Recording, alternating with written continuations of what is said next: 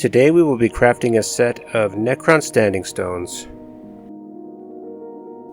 Hi everybody, Art Jeremiah here again. Subscribe to my channel to boost your tabletop crafting, and don't forget to like this video. It helps my analytics and I appreciate it, so thank you. Step 1. Beveling the edges. Starting with 6 8x3 by 2 inch pieces of XPS foam, I bevel and slightly round the edges of each piece with my knife. I do slightly jagged cuts so it will resemble rough cut stone. Step 2. Cutting out the bases. I use 6 4x3 pieces of black foam core for the bases. I chose black because it will give a nice finished look on the underside. I start by cutting the corners off of each base. After that, I switch to my hobby knife and bevel the edge of each base. After beveling, I round out any corners and jagged pieces left on the outside edges. Step 3. Planning the design. I used coins and a Sharpie to trace out random sized circles on the stones. I used a ruler to make lots of straight lines.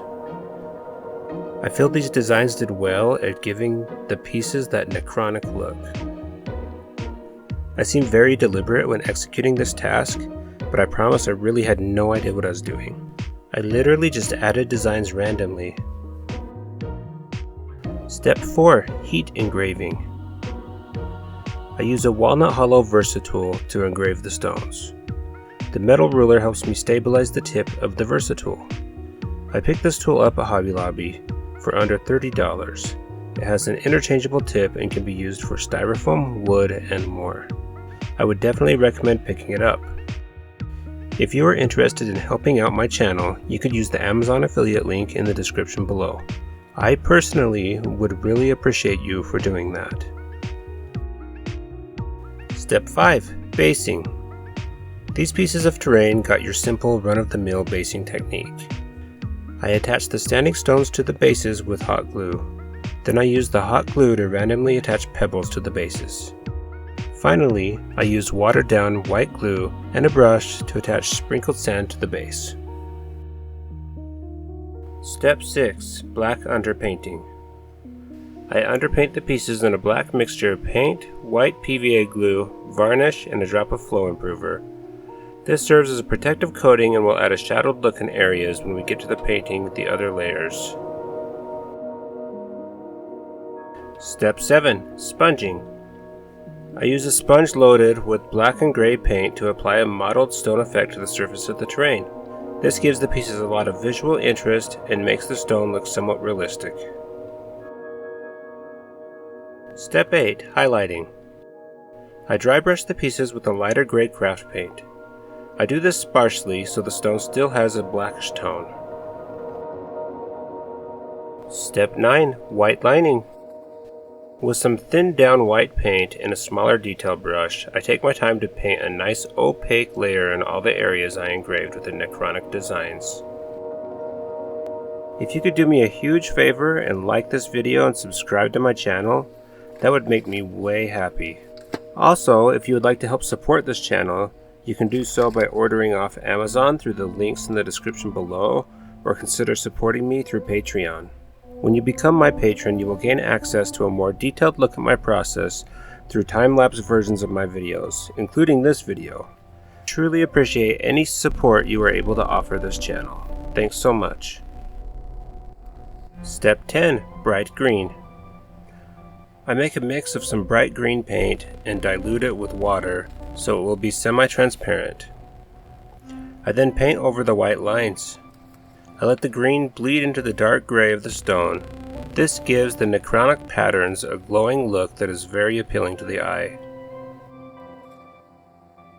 Step 11. Finishing the bases.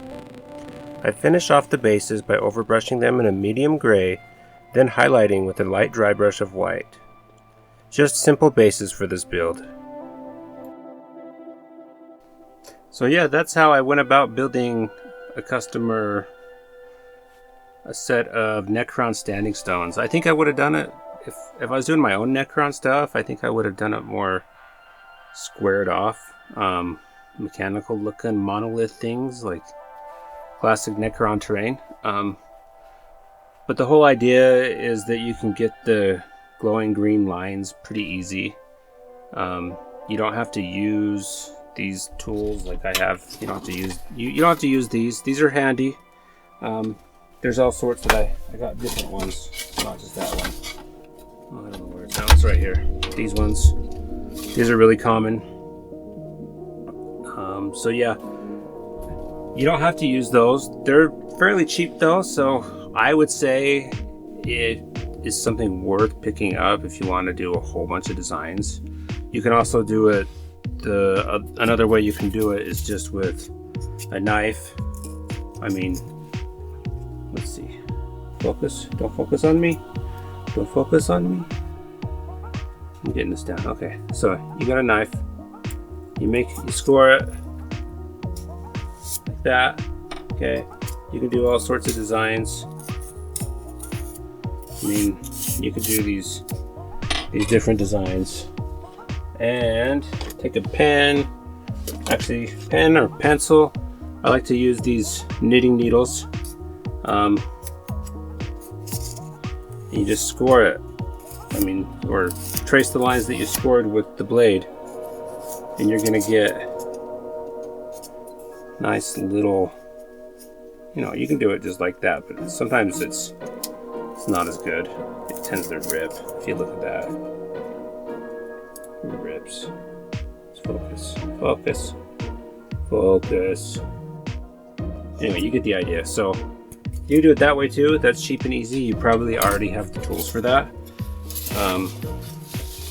You might even have one of these engraving tools. I mean, this thing is interchangeable too. It's quick and easy. I just got that at Hobby Lobby too. But yeah, I'm always rambling at the end of these videos. If you want to help support this channel, go ahead and subscribe for one. That's subscribe and like this video. That's like the absolute best thing you can do for me. But if you want to support it financially, you can subscribe to my Patreon or just click on one of the affiliate links I have in the description. I got a bunch of different videos. I mean, not videos, a bunch of different supplies that I personally like and use. Spray paint that doesn't melt styrofoam. We got both Liquitex and iron lac. Lately I've been using a lot of Liquitex because I've had a problem with the flow of the iron lac.